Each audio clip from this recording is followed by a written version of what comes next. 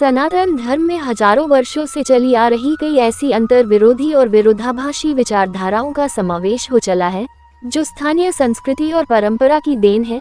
क्योंकि धर्म का किसी तरह की विचारधारा से संबंध नहीं, बल्कि सिर्फ और सिर्फ ब्रह्म ज्ञान से संबंध है।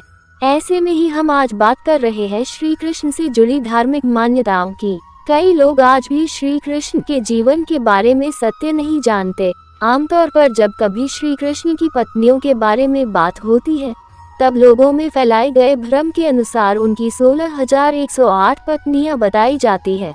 लेकिन आपको बता दें कि धर्म ग्रंथों में श्री कृष्ण की जीवन व्याख्या के अनुसार बताए गए 8 सिद्धांतों के रूप को ही उनकी पत्नियां कहा गया है।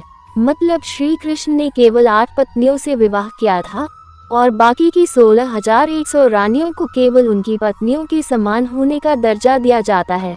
भगवान श्री कृष्ण की देवी रुक्मिणी के सहित 7 और रानियां थी, जिन्हें पटरानियां या फिर अष्टभार्या कहा जाता है।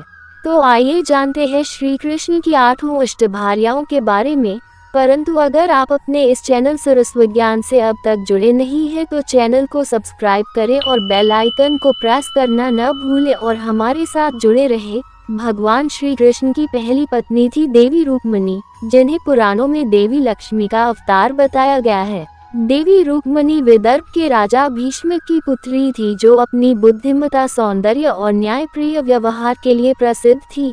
उनका पूरा बचपन श्री कृष्ण के साहस और वीरता के किस्से सुनते हुए बीता था और जब विवाह का समय आया तब इनके लिए कई रिश्ते आए, लेकिन रुक्मिणी सभी को इनकार कर देती। इसलिए इनके माता पिता और भाई रुक्मी चिंतित रहते थे। उन्हीं दिनों एक पुरोहित जी भ्रमण करते हुए विदर्भ को चले आए। विदर्भ में वह श्री कृष्ण की सुंदर प्रतिमा को दिखाते हुए उनके रूप, गुण और मनमोहक व्यवहार का गुणगान करने लगे। तभी जब रुक्मिणी ने श्री कृष्ण की प्रतिमा को देखा तो वह श्री कृष्ण पर मोहित हो गई और मन ही मन श्री कृष्ण को अपना स्वामी मान लिया।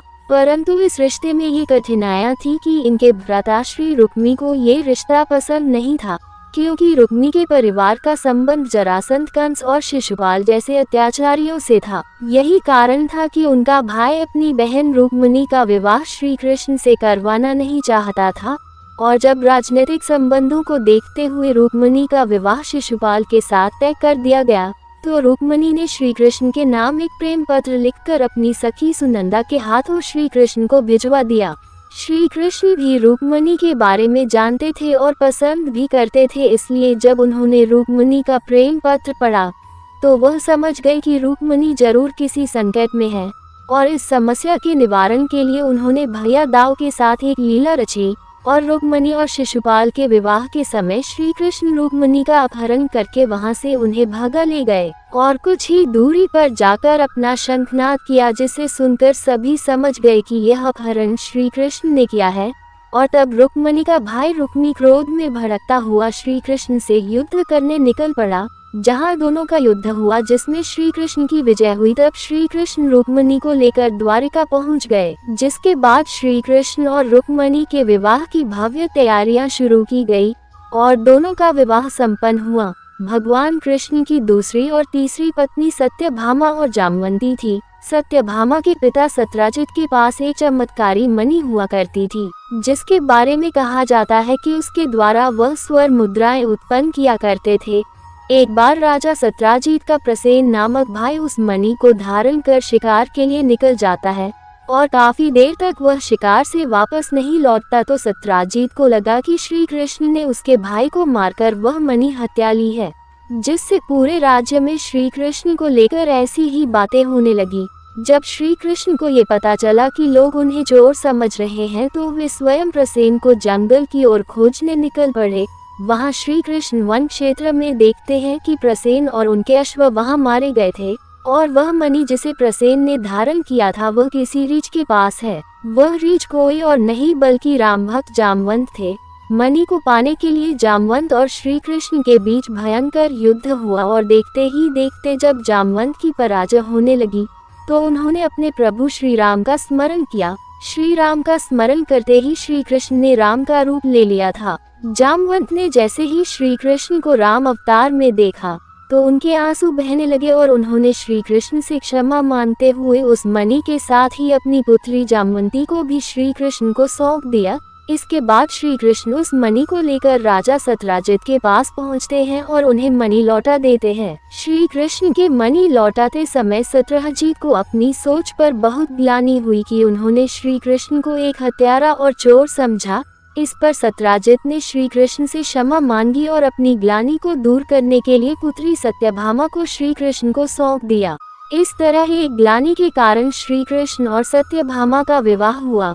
श्री कृष्ण की चौथी पत्नी थी कालिंदी, भगवान सूर्य देव की पुत्री कालिंदी, जिन्हें यमुना के नाम से भी जाना जाता है। उन्होंने श्री कृष्ण को पाने के लिए कठोर तप किया था। तब उनकी इसी इच्छा को पूर्ण करने के लिए श्री कृष्ण ने कालिंदी से विवाह किया था। श्री कृष्ण की पांचवी पत्नी सत्या, जिन्हें नग्नजिती कहकर भी पुकारा जाता था, वह कौशल नरेश नग्नजीत की पुत्री थी।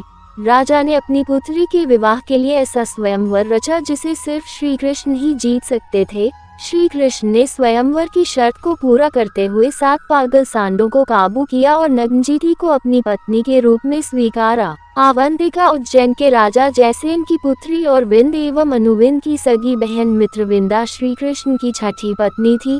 विवाह से पहले जब मित्रविंदा श्री कृष्ण को अपना पति चुनना चाहती थी, तब उनके भाई विंद और अनुविंद ने उन्हें ऐसा नहीं करने दिया। जहां श्री कृष्ण और मित्रविंदा पहले से ही एक दूसरे से प्रेम करते थे, इसलिए श्री कृष्ण भी मित्रविंदा के स्वयंवर में पहुंचे। जहां उन्हें मालूम चला कि मित्रविंदा का विवाह जबरदस्ती दुर्योधन के साथ कराया जा रहा है, इसलिए उन्होंने भरी सभा में से मित्रविंदा का हरण कर लिया और उनके दोनों भाई विंद और अनुविंद को युद्ध में हराकर मित्रविंदा को द्वारिका ले आए और उनसे विवाह किया। भगवान श्री कृष्ण की 7वीं पत्नी रोहिणी थी।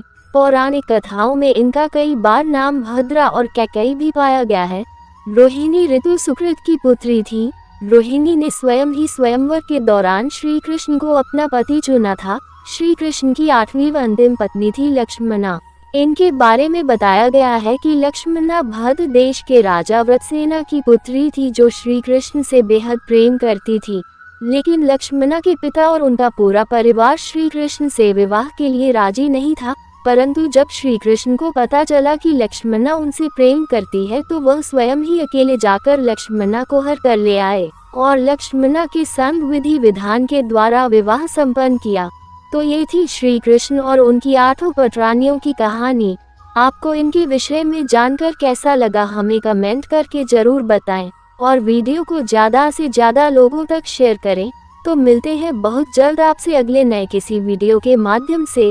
तब तक के लिए नमस्कार।